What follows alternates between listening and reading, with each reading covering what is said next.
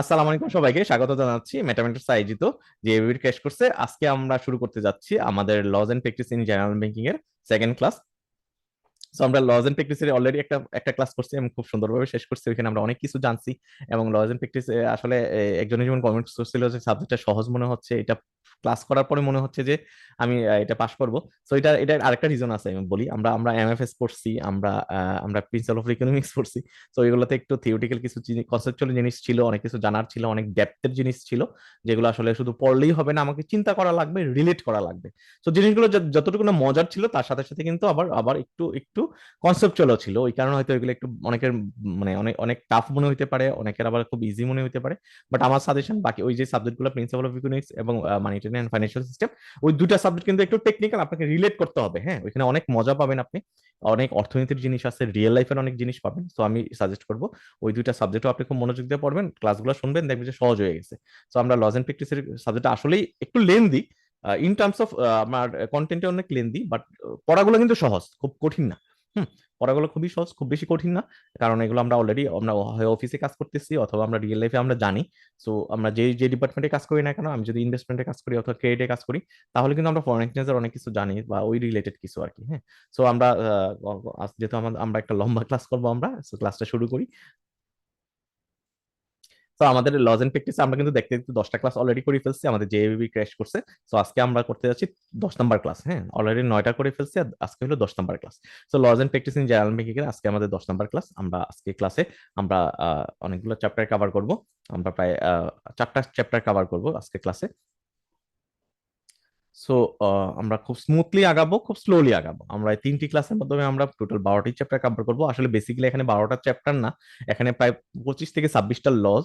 So আমরা 25 থেকে 26টা ল cover করবো। আমরা সবাই জানি প্রত্যেকটা ল কিন্তু অনেক মোটা, বাট যদিও প্রত্যেকটা ল, এবং আমি যদি আইবিবির বইয়ের কথা বলি, বইটা কিন্তু অনেক মোটা, বাট আমরা আমরা কিন্তু খুব গুছানো হয়ে আগাচ্ছি। আমরা সবকিছু পড়তেছি না, আবার কোনো কিছু বাদও দিচ্ছি না আমরা।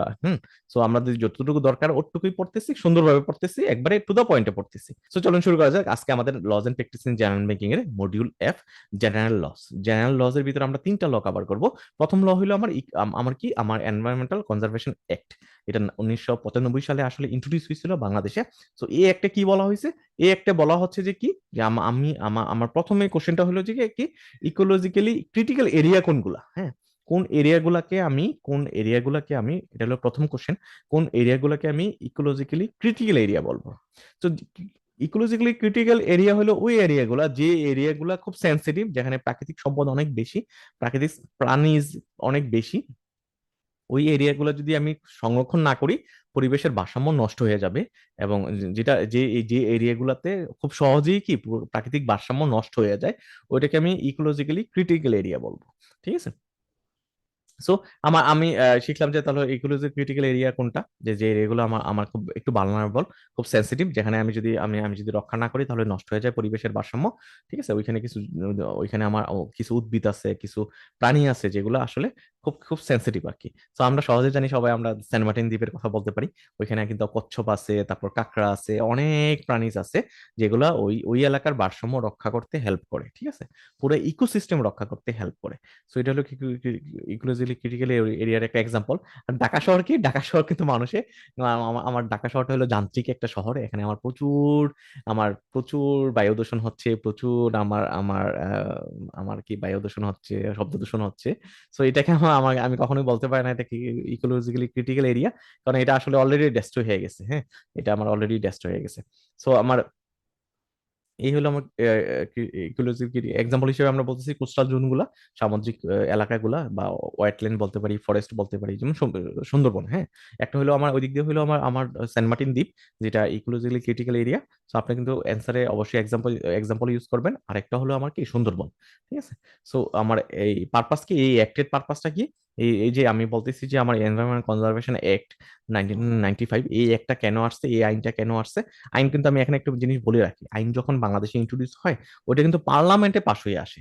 ঠিক আছে, ওইটা পার্লামেন্টে পাশ হয়ে আসে, এবং এটা কিন্তু মানতে ওই দেশের নাগরিক মানতে বাধ্য। ঠিক আছে। তো এই একটা পারপাস কি, একটা পারপাস আমরা অলরেডি বুঝে গেছি, যে আমার ইকোলজিক্যালি ক্রিটিক্যাল যে এরিয়াগুলো আছে, ওই এরিয়াগুলোকে সেফটি দেওয়া, ওই এরিয়াগুলো রক্ষা করাই হইলো এই অ্যাক্টের কাজ। ওই এরিয়াগুলোকে রক্ষা করা হলো এই অ্যাক্টের কাজ। তো আমার এখানে বলতেছে এনভায়রনমেন্টাল ক্লিয়ারেন্স সার্টিফিকেট। আসলে এনভায়রনমেন্টাল ক্লিয়ারেন্স সার্টিফিকেটটা কি?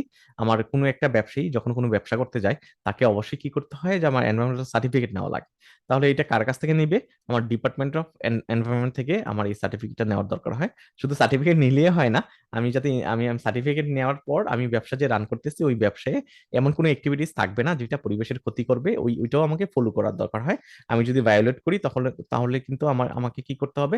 পেনাল্টি দিতে হবে, পেনাল্টি দিতে হবে। ব্যাংকের কাজটা কি এই ক্ষেত্রে? ব্যাংকের রেসপন্সিবিলিটি দ্য ব্যাংক। ব্যাংকের কাজটা কি?